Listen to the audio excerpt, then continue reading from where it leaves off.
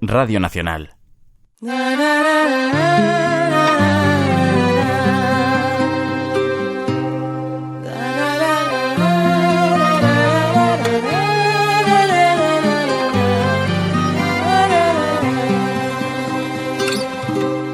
Dice la nuestra novia cómo se llama la cabeza.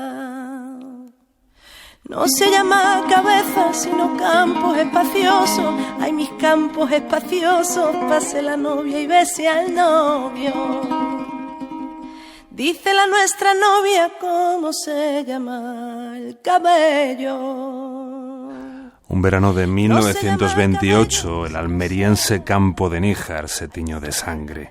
El crimen del cortijo del fraile, el asesinato de una novia a manos del que iba a ser su marido en el día de su boda, el intento de huida de la mujer. Fue primero romance popular y luego, gracias a la pluma de Federico García Lorca, pieza inmortal de nuestra literatura. Hay mi seda de labrar, hay mis campos espaciosos, pase la novia y bese al novio. La versión del poeta granadino ha sido trasladada al cine, pero no deja de ser eso, una versión de aquel suceso. Rubén Nevado, buenas tardes. ¿Qué tal, Miguel Ángel? Buenas tardes. Porque los hechos fueron algo diferentes. Eso lo sabía el escritor, cineasta y sociólogo toledano Rafael Alcázar, que en los años 80 inició una investigación con los últimos testigos supervivientes que ahora ha transformado el libro. Sí, lo ha titulado Bodas de luto, mujeres en paisaje de Lorca. Es mucho más que un ensayo sobre el crimen de Níjar. La investigación, acudiendo a fondos documentales de la época, entrevistando a testigos, como decías, y contrastando sus declaraciones, sus recuerdos, la hizo Rafael Alcázar en los años 80 con la intención de convertirla en un filme documental para televisión española. Nunca se llegó a realizar, pero... A mí me impactó mucho la historia, el ambiente y luego lo que ya suponía que encontré es unos problemas sociales de presión sobre la mujer muy fuertes, ¿no?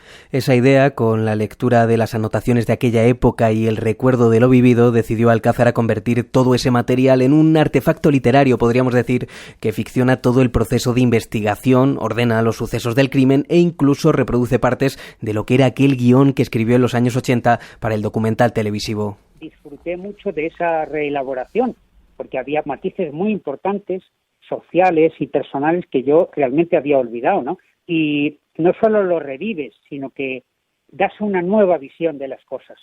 Añades, casi sin darte cuenta, nuevos matices a esa historia que estás contando. Una historia que en su parte central es una autoficción, insistimos, sobre esa investigación.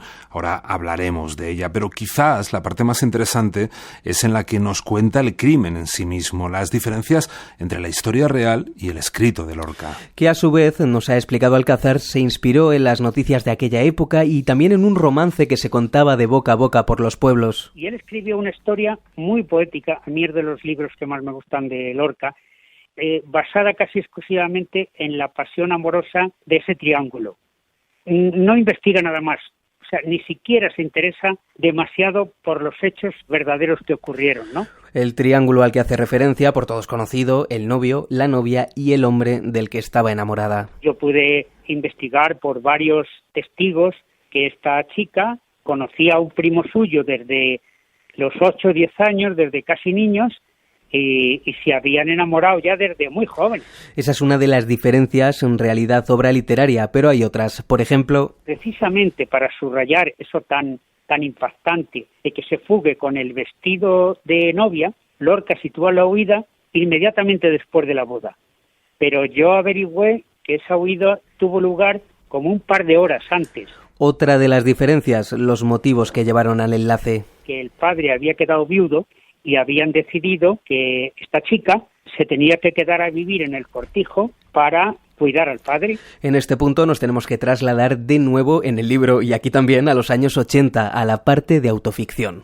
Hasta la época que yo investigué los hechos, que fueron 80 y tantos, 55 años después, todavía en esos momentos en los pueblos la familia presionaba muchísimo para que las hijas se casaran con quienes querían los padres.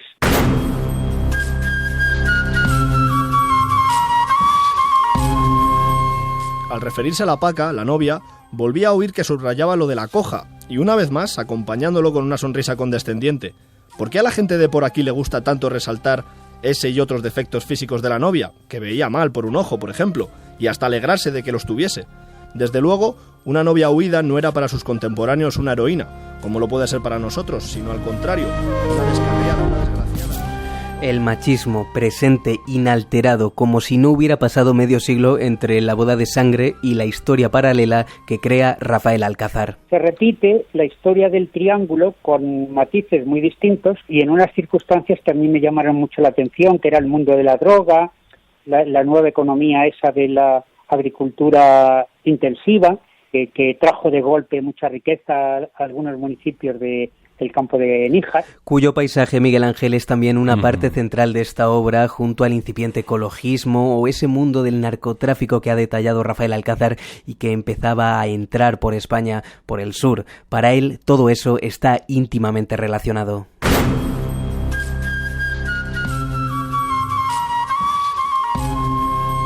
Es esa estrecha unión de vida y muerte que tienen con la naturaleza lo que más me admira. Que sean capaces de mimar, acariciar y querer a un cordero como si fuese un hijo, y a continuación sean también capaces de enfrentarse a la necesidad de matarlo con toda naturalidad, porque tienen asumido que para vivir hay que comerse a otros seres vivos. El paisaje es una manera poética de verlo, ¿no? Pero, digamos, la geografía condiciona mucho la vida de las personas y moldea su carácter y moldea también las costumbres sociales, que en entornos muy duros, pues como la supervivencia es más difícil, se toman medidas sociales que hagan que el grupo sea mucho más compacto.